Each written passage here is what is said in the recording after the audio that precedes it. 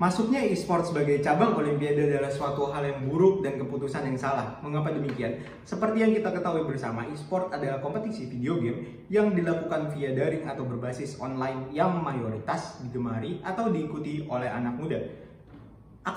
Mengapa hal ini menjadi suatu hal yang problematik? Yang pertama, ini berpotensi besar untuk mengikis kualitas generasi muda. Di sini bisa kita lihat bagaimana siswa kelas 6 SD di Magetan bolos sekolah 4 bulan hanya untuk berfokus bermain game.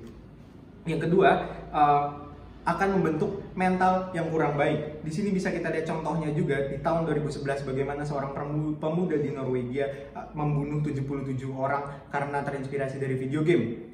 Yang ketiga, akan bertentangan dengan filosofis dari olahraga ini sendiri, yaitu melibatkan interaksi langsung dan gerakan fisik nyata, di mana hal tersebut tidak dapat dipenuhi di e-sport yang akan kami buktikan di argumentasi nanti.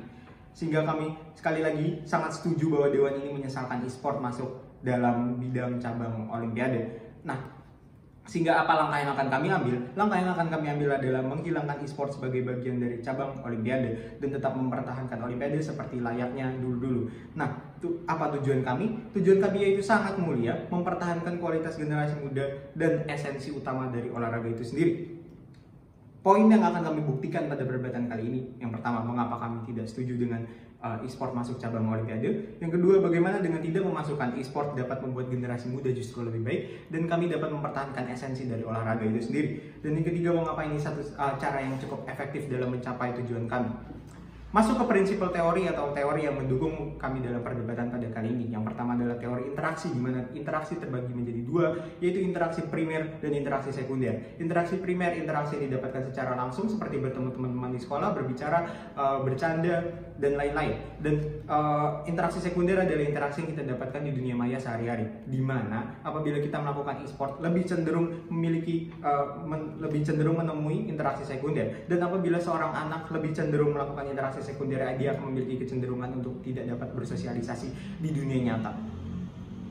Yang kedua adalah teori perkembangan, yaitu subteori psikomotorik, di mana teori psikomotorik ini akan sangat berpengaruh dalam proses perkembangan anak. Di mana teori psikomotorik ini sendiri adalah kecenderungan seorang anak untuk meniru hal-hal yang pernah dia lihat atau hal-hal yang sering dia lihat, di mana hal ini akan sangat berpengaruh, dimana seperti yang kita ketahui dalam e-sport terjadi banyak konten kekerasan, konten-konten yang tidak sesuai dengan usia perkembangan anak, sehingga apabila anak sering melihat hal tersebut akan sangat berpengaruh pada perilaku anak tersebut. Yang terakhir adalah teori filosofis olahraga yang terdiri dari naturalisme dan realisme. Naturalisme adalah suatu aktivitas fisik yang melibatkan kegiatan nyata di lapangan. Yang kedua adalah realisme, yang berarti keadaan nyata. Apa yang nyata? Interaksi. Di mana kedua poin naturalisme baik realisme tidak sama sekali didapatkan dalam game atau e-sport ini sendiri, sehingga tidak dapat digolongkan sebagai olahraga. Masuk ke signposting atau argumen yang akan kami sampaikan pada kali ini ada dua. Yang pertama adalah bagaimana dengan menghilangkan e-sport dari olimpiade. Yang pertama, mempertahankan generasi muda. Yang kedua, mempertahankan dunia olahraga itu sendiri. Nah, masuk ke poin argumen yang pertama, e-sport akan buruk untuk generasi muda. Mengapa demikian?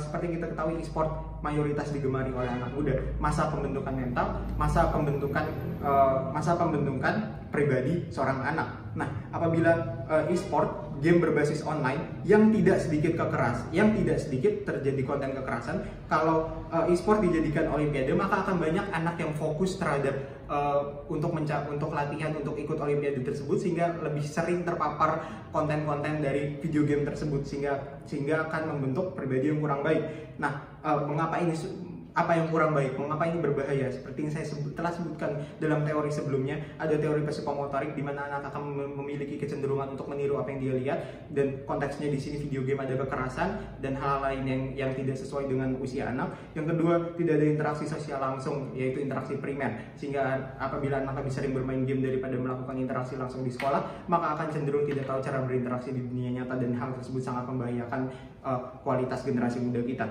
Nah, apa worst case yang akan terjadi? Worst case yang akan terjadi sesuai dengan teori yang telah saya sebutkan. Yang pertama, anak akan cenderung meniru apa yang dia lihat di video game. Contohnya, seorang pemuda di Alaska berumur 16 tahun membunuh 2 teman sekelasnya karena terinspirasi dari game. Atau mungkin skenario yang lebih buruk, anak akan cenderung tidak tahu cara berinteraksi secara langsung di dunia nyata, sehingga akan mengikis kualitas dari generasi muda kita sendiri ke depannya. Lantas apa best case-nya bila kita menghilangkan e-sport dari Olimpiade? Nah, best case-nya walaupun dikatakan kami tidak akan mengikuti perkembangan zaman, namun apabila kami tetap mempertahankan kualitas generasi muda, ke depannya kami akan dapat mengejar dari aspek-aspek lain daripada aspek non esensial hanya seperti e-sport ini saja.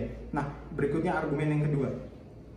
Sehingga dapat kita simpulkan bahwa untuk generasi muda e-sport adalah hal yang buruk. Masuk ke argumen yang kedua, buruk untuk dunia olahraga. Mengapa demikian? Seperti yang kita ketahui bersama, olahraga adalah suatu bentuk kompetisi atau kegiatan fisik yang melibatkan kegiatan fisik penuh yang melibatkan semua anggota tubuh dan melibatkan interaksi secara langsung, di mana hal tersebut e-sport tidak mendapatkan. Dan mengapa ini berbahaya atau suatu hal yang salah bila di e-sport tetap menjadi bagian dari cabang Olimpiade? Tidak, e-sport ini tidak sesuai dengan filosofis olahraga seperti yang saya telah sebutkan tadi, yaitu naturalisme dan realisme. Nah, lantas worst case apa yang akan terjadi apabila e-sport tetap diterapkan? Apabila e-sport tetap diterapkan, maka akan banyak generasi muda yang cenderung lebih tertarik untuk mengikuti e-sport daripada mengikuti cabang-cabang olahraga lainnya. Karena bisa kita ketahui kecenderungannya anak muda zaman sekarang lebih tertarik untuk mengikuti video game. Sehingga generasi muda yang lebih berpotensial di cabang lain justru tidak mengikuti cabang-cabang yang lain, yang justru olahraga yang benar-benar olahraga tidak memiliki atlet-atlet yang berpotensial atau yang hebat. Sehingga hal tersebut buruk untuk dunia perolahragaan. Atas base case-nya, apabila kita tidak memasukkan ini dalam Olimpiade, kita akan tetap bisa membanggakan dunia olahraga tanpa e-sport. Contohnya bisa kita lihat bagaimana tim angkat beban yang memenangi berbagai medali, atau timnas Indonesia yang memenangi berbagai kejuaraan, sehingga tanpa e-sport pun dunia olahraga kita tetap lebih baik. Sehingga kami tetap mendukung bahwa e-sport sudah seharusnya dihilangkan, dan kami setuju dengan fungsi kita pada kali ini. Saya tutup. Sekian dari saya, terima kasih.